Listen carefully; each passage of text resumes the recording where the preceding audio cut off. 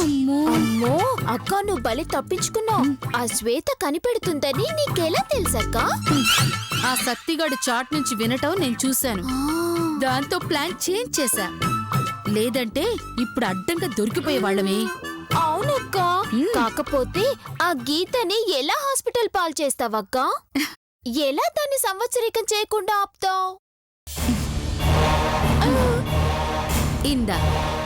ఇందాక రెడీ చేసిన గాజు పెంకుల్ని ఇప్పుడు విసురుతా.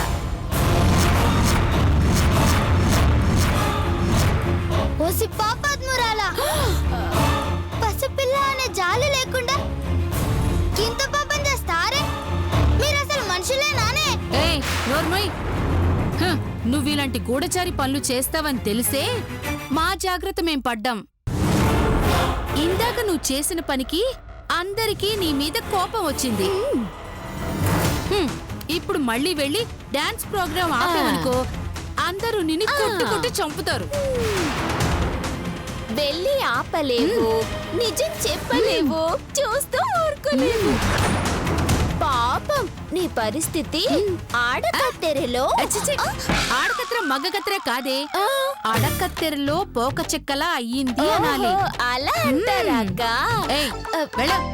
వెళ్ళవే, నీకు దమ్ముంటే వెళ్ళ గీతని కాపాడుకో. వెళ్ళ తల్లి తోడగొట్టి చెప్తున్నానే, గాజు పెంకులు కాదు, బాంబులు వేసినా సరే నా గీతని నేను కాపాడుకుంటా. వాళ్ళమ్మ సంవత్సరికం దాంతోనే జయిస్తా. All the best. వెళ్ళి ముందు పనిలో ఉండమ్మా.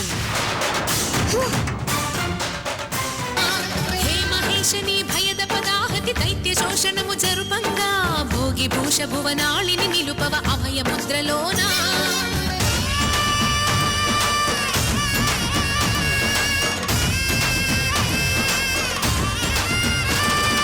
నమక చమక ముల నాదానా, యమక గమక ముల యోగానా.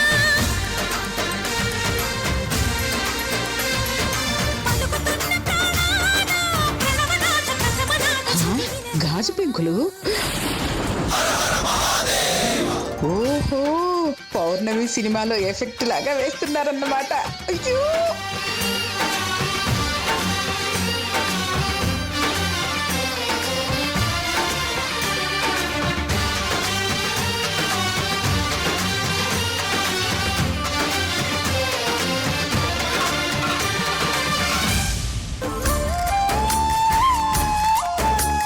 గాజు పెంకుల్ని అచ్చు ప్రభాసులా నెట్టేస్తోంది. ఈ రౌండ్ లో విన్నర్ గీత. అమ్మా, అలాంటి వాళ్ళది నిజమైన ప్రేమ కాదు, అది వ్యామోహం. ఎగ్జాక్ట్లీ చిన్నత్త, నిజంగా ప్రేమించుకున్న వాళ్ళు అలా చేయరు. ఎంత మనసు విరిగిపోతే కన్న కూతుర్ని పట్టుకొని మా దృష్టిలో చచ్చిపోయా ఉంటుందా తల్లి?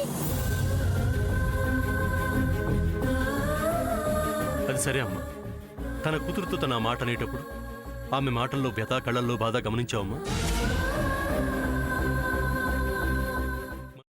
పెద్దబాబుకు బర్త్డే విషెస్ చెప్పు కూడా వెళ్ళాం కదా. ఊరికే ఎలా కాలిపోతుంది?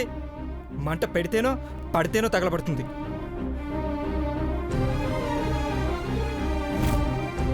కరెక్ట్ చిన్నబాబు, నీకొచ్చినట్టే నాకు డౌట్ వచ్చింది. పార్వతే షర్టును తగలబెట్టిందనుకుంటా.